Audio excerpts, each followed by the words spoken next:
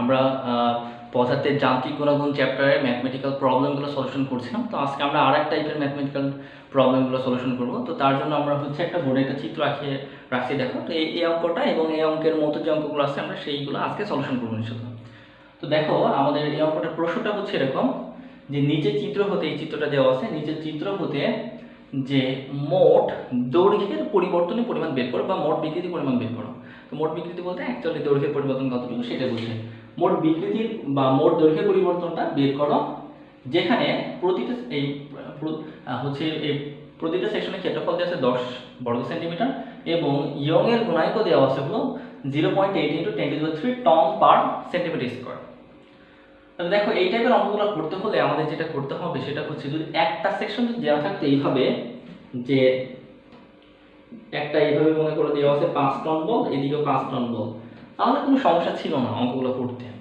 কিন্তু এখানে এই যে পুরোটা হচ্ছে তোমার একাধিক পরিমাণ সেকশন দেওয়া থাকার কারণে এই অঙ্কগুলো করতে একটু ঝামেলা সৃষ্টি হয়েছে স্টুডেন্টগুলো। বাট আমি একদমই আসলে এই অঙ্কগুলো বিভিন্নজন বিভিন্ন রকমভাবে শেখায়। তো আমি একদমই সহজ একটা নিয়ম তোমাদের কাছে শিখিয়ে দিচ্ছি যে ডায়াগ্রাম অঙ্কনের মাধ্যমে, তাহলে দেখবো অঙ্কগুলো একদম ইজি হয়ে যাবে। তো ডায়াগ্রাম অঙ্কনের মাঝে যদি ফার্স্টে একটু বুঝতে হয়তো সমস্যা হবে, বাট ধৈর্য ধরে যদি শিখে যদি বুঝে যেতে পারো তাহলে দেখবা যে অঙ্কগুলো একদম ইজি হয়ে গেছে। তো এই জিনিসটা বুঝতে খুবই সহজ হয় যারা শেয়ার ফোর্স বেন্ডিং মোমেন্ট ডায়াগ্রামটা অনেক ভালো বোঝে, শেয়ার ফোর্স ডায়াগ্রামটা অঙ্কন করতে পারে। শেয়ার ফোর্স ডায়াগ্রাম অঙ্কন আসলে এটা এখন পর্যন্ত তোমরা ক্লাস করোনি, তো যারা করেছে তারা হয়তো ভালো বুঝবে। তো সেই জন্য একটু সমস্যা হতে পারে, বাট একটু মনোযোগ দিলে খুব সহজে বুঝে যাবে। তো আমরা দেখো ডায়াগ্রাম অঙ্কন করার জন্য ফার্স্টেই যে কাজটা করব সেটা হলো এখান থেকে ডটের রেখা টেনে নেবো, বেশ কিছু ডটের রেখা টেনে নেবো। কোথা থেকে? এ বি সি ডি পয়েন্টগুলো থেকে এভাবে বেশ কিছু আমরা ডটের রেখা টেনে নিলাম। ডটের রেখা টানার পর আমরা একটা সোজাসুজি এই যে এই অক্ষ মানে এই এবিসি যে সমান্তরাল করে আমরা একটা রেখা টানবো এখানে, যে রেখার দুই প্রান্তে আমরা 0 0 লিখব। অর্থাৎ ডায়াগ্রামটা 0 থেকে স্টার্ট হবে আবার 0 থেকে শেষ হবে। তো এই অক্ষটাকে বলা হয় হলো রেফারেন্স লাইন বা নিরপেক্ষ অক্ষ।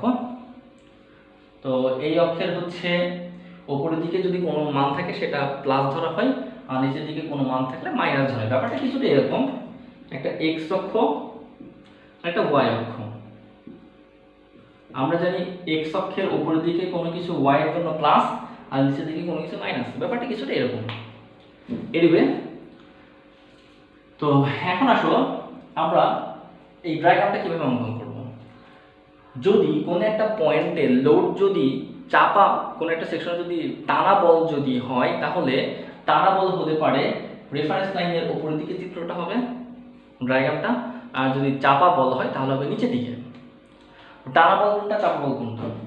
একটা সেকশন মনে করো, সেকশনের বাইরের দিকে কোনো একটা বল দেওয়া হয়েছে, মানে বাইরের দিকে কোনো একটা বল দ্বারা টানা হয়েছে, তাহলে এটাকে বলে টানা বল।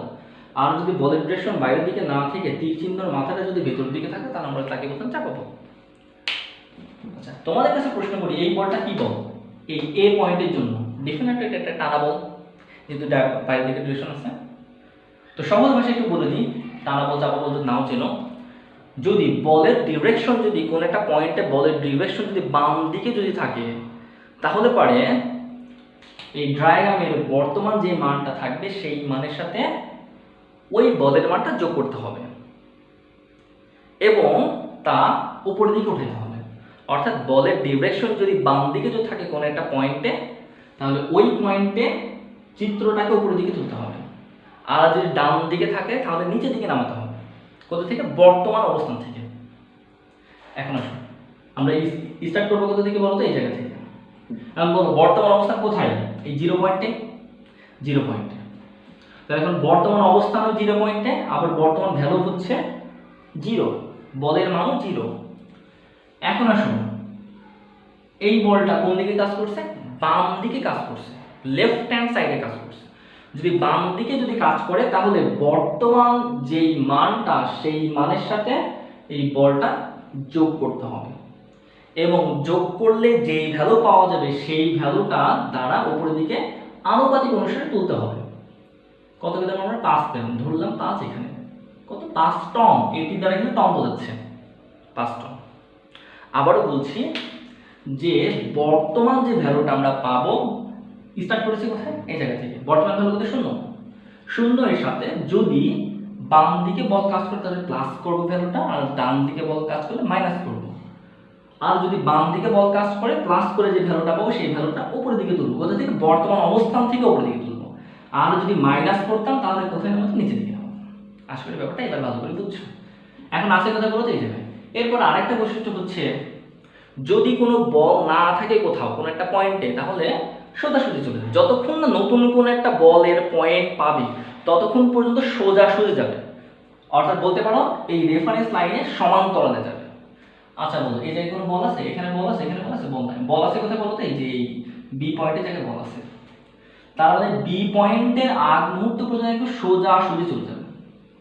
যদি সোজাসুজি যায় এখান থেকে এইটুকু যদি পাস হয় তাহলে এটাও কি পাস হবে না? এটাও পাস হবে। তাই আমরা তখন বলবো এটা হলো 5t।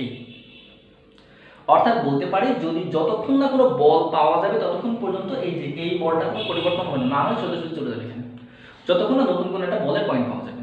এখন আমরা যেহেতু নতুন বলের পয়েন্ট পেয়ে গেছি, এই জায়গা পর্যন্ত আমরা নিয়ে গেলাম। নিয়ে যাওয়ার পর এই জায়গায় যদি কোনো বল না থাকে তাহলে আরো সামনের দিকে চলে যেতাম, অর্থাৎ 5t আরো সামনের দিকে পর্যন্ত চলে যেত। যেহেতু বল আছে তাই আমরা এখানে থেমে গেছি 5t। এবার আসুন, যেই পয়েন্টে আমরা নতুন বল পেয়েছি ওই পয়েন্টে এখন বলবো আমরা এখন কাজ করবো কোন পয়েন্টের জন্য? বি পয়েন্টের জন্য। তাহলে বি পয়েন্টের জন্য যদি কাজ করি, এই বল নিয়ে কাজ করার আগে বল কত? 5t। তাহলে বর্তমান বল কত? 5 টন। বর্তমান বলের মান কত? 5 টন। এখন দেখো এই বি পয়েন্টে বল কত? 8 টন। সেই বলের ডিরেকশন কোন দিকে আছে? ডান দিকে আছে। আর আগে বললাম রাইট হ্যান্ড সাইডে যদি বলের ডিরেকশন থাকে তাহলে বর্তমান বলের সাথে বিয়োগ করতে হবে। আর যদি বলের ডিরেকশন যদি লেফট হ্যান্ড সাইডে থাকে তাহলে বর্তমান বলের সাথে যোগ করতে হবে। অর্থাৎ 8 টনের ডিরেকশন যদি এই দিকে না থেকে যদি এমন থাকতো তাহলে আমরা কি করতাম বলতো? যোগ করতাম।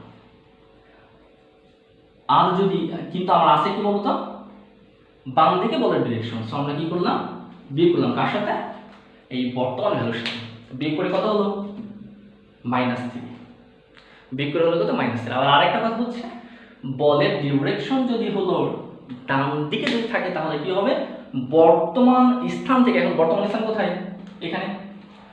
বর্তমান স্থান থেকে কি হবে? নিচের দিকে নামবে। কি পরিমাণ নিচের দিকে নামবে? 8 পরিমাণ নিচের দিকে নামবে। কোথা থেকে? 5 থেকে। আর মান আমরা কত বেশি বলতো? -3। আর মাইনাস হলে পারেই নামতে নামতে নামতে এই রেফারেন্স লাইনে নিচে চলে যাবে। নিচে কতটুকু যাবে? 3 পর্যন্ত যাবে। এই পুরোটা যদি 5 হয় তাহলে নিচের দিকে 3, অবশ্যই 5 এর দিকে ছোট হবে 3। তার মানে আমরা এখানে কি লিখবো? -3। তো এখানে কথা হচ্ছে মাইনাস লিখবা না, মাইনাস লেখা যাবে না। কেন?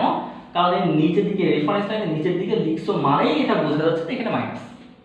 তো নতুন করে মাইনাস লেখা দরকার নেই। মানে রেফারেন্স লাইনের নিচের দিকে কোনো একটা ভ্যালু লেখা মানেই হচ্ছে এটা সবাই বুঝে নেবে এখানে মাইনাস ছিল। মাইনাস না লিখলে বুঝে নেবে মাইনাস ছিল, সো মাইনাস লেখা লাগবে না। তার মানে আমরা এখানে ধরে নেব কত? -3। আচ্ছা, তার মানে বি পয়েন্টে কাজ শেষ। এবার দেখো সি পয়েন্টের আগ পর্যন্ত কোনো বল নাই, সো আমরা সি পয়েন্টের দিকে যাব। এখন অনেকের মনে প্রশ্ন থাকতে পারে, ভাই সি পয়েন্টের আগে যে এই দুটো বল আছে না।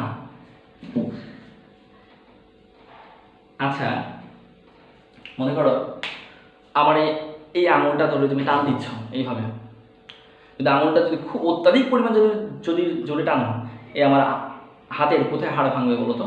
এই আঙুলের জয়েন্টে হাড় ভাঙবে নাকি পুরো হাতটা ভেঙে যাবে? ডেফিনেটলি এই জয়েন্টটা এখানে ভাঙবে। তার মানে হচ্ছে তুমি যে এই যে বলটা প্রয়োগ করা হচ্ছে এই বলটা কিন্তু শুধুমাত্র আমাদের পয়েন্টে কাজ করছে। ব্যাপারটা হচ্ছে এরকম যে আমি যদি এদিকে যে বলটা দিচ্ছে 8 টন, এই বলটা কিন্তু কাজ করছে শুধুমাত্র এই জায়গাটাতে, মানে এই সারফেসের উপর বল কাজ করছে, এদিকে কিন্তু না। ডিরেকশন দেখাচ্ছে এদিকে, কিন্তু কাজ করছে কোন দিকে? মানে কাজ করছে কার উপরে? এটার উপর কাজ করছে। আশা করি ব্যাপারটা বুঝছো ভালো করে। আবার আমি যদি বলি এই একটা বল দিলাম এদিকে, সেই বলটা কাজ করছে কার উপর বলো তো? এই সারফেসের উপরে, এইটুকুর উপরে কিন্তু কাজ করছে না। বুঝতে পারছো কি? যে এখানে একটা বল দেওয়ার অর্থ হলো এই সারফেসের উপর কাজ, মানে তীর চিহ্নটা কোথা থেকে স্টার্ট হয়েছে সেটা দেখতে হবে। স্টার্ট হয়েছে কোথা থেকে? এই জায়গা থেকে, তার মানে এই সারফেসের উপর বল কাজ করছে। তার মানে এই বলটা কিন্তু এর উপরে কাজ করছে না, মোটেও এর উপর কাজ করছে না। দ্যাট মিনস তাহলে আমরা বলতে পারি যে হচ্ছে যে মানে এই বলটা কিন্তু এখানে কিন্তু নাই, বলের স্টার্টিং কোথায়? এই জায়গাটাতে।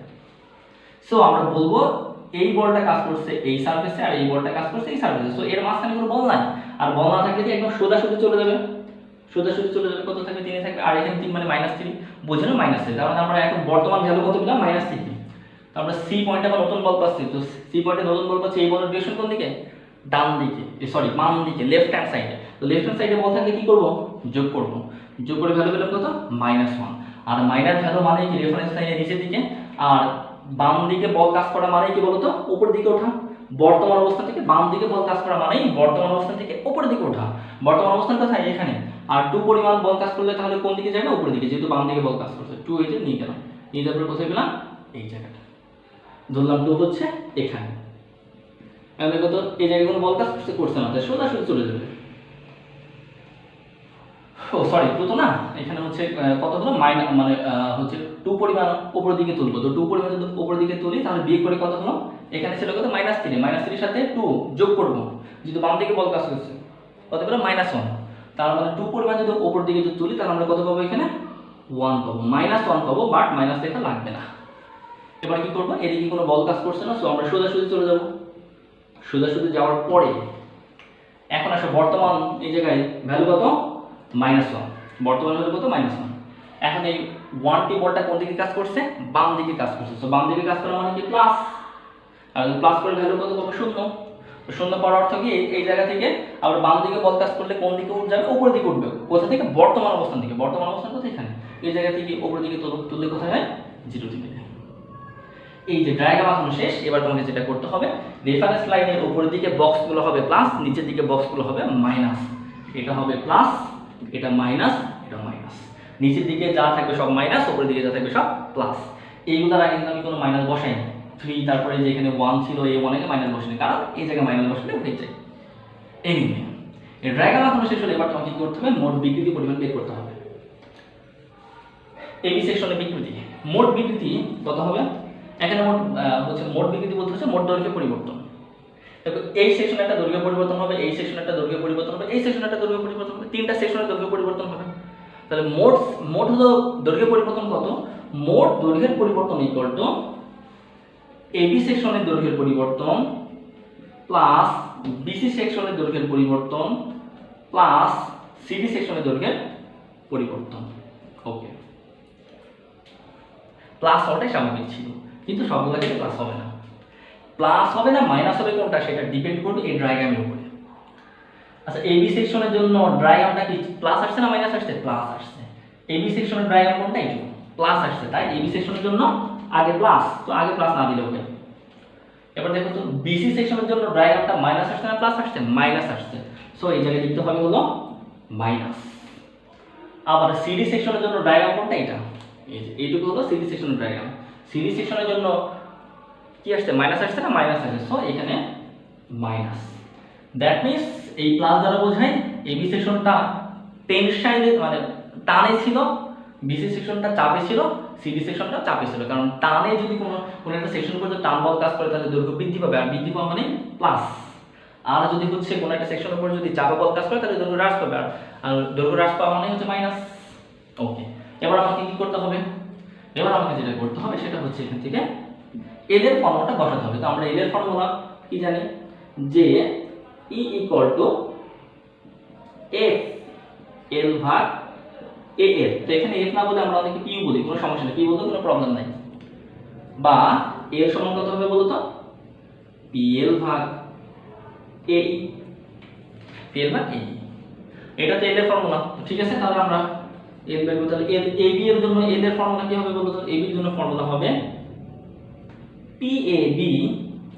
পি এ বি কেন লিখলাম, মানে এবি সেকশনের জন্য বল, এবি সেকশনের জন্য বল কোনটা, এই যে 5টি, এখানেও 5টি আছে, এখানেও 5টি আছে, 5টি বাদে এবি সেকশনের কোনো বল আছে নাই। এবি সেকশনের জন্য ডায়াগ্রাম কোনটা, এটা। তো পি এ বি লিখতে পারো, অথবা তুমি এখানে 1 2 3 ধর, মানে L1 L2 L3 ইত্যাদি লিখতে পারো, কোনো সমস্যা নেই। ইনটু সূত্র কি, এল এল এ বি পাই ক্ষেত্রফল। প্রশ্নে কিন্তু বলেই দিয়েছে প্রত্যেকটা সেকশনের ক্ষেত্রফল একই এ, তারা যেহেতু সব সেকশনের ক্ষেত্রফল একই, তাই আমরা এখানে এ লিখে দিলাম সবসময়, এ আর এ বি লিখলাম না, যেহেতু সবার জন্য একই। ইনটু ই, আবার ইটাও আমরা ই এর জন্য কোনো এবি টেবি কোনো কিছু লিখবো না, কারণ ই হলো সব সেকশনের জন্য একই। মাইনাস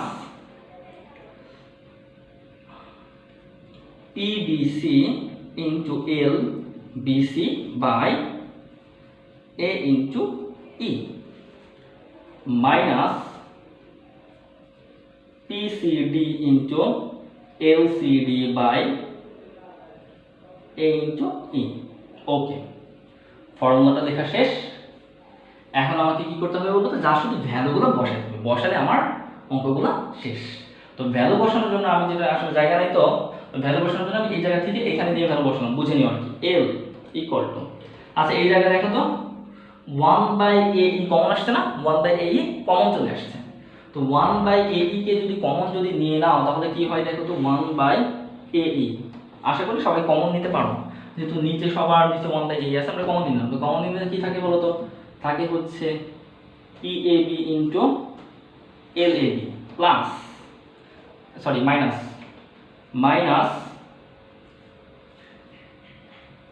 PCD ইন্টু LCD, আবার মাইনাস, সরি PCD তো না, PBC into LBC minus PCD into LCD। এই অংশটা থাকে। তো এই অংশটা যদি থাকে, এখন আমরা কি করব, শুধুমাত্র ভ্যালুগুলো বসাবো, ভ্যালু বসালে অঙ্ক শেষ। তো ভ্যালুগুলো বসাতে গেলে তাহলে আমরা এখন কি করব, এখানে তো এটার কোনো কাজ নেই, আমরা মুছে ফেলি। তো আমরা এখন ভ্যালু বসাবো এই ফর্মুলা থেকে, অর্থাৎ এল ইকুয়াল টু ভ্যালু বসাচ্ছি 1 বাই ক্ষেত্রফলের মান কত 10, ই এর মান কত 0.8 ইন্টু 10⁻³ ইন্টু পিএবি মান, পিএবি মানে কি, এবি সেকশনের জন্য বলটা, বল কোনটা, এই যে এই বলটা, কত 5টি।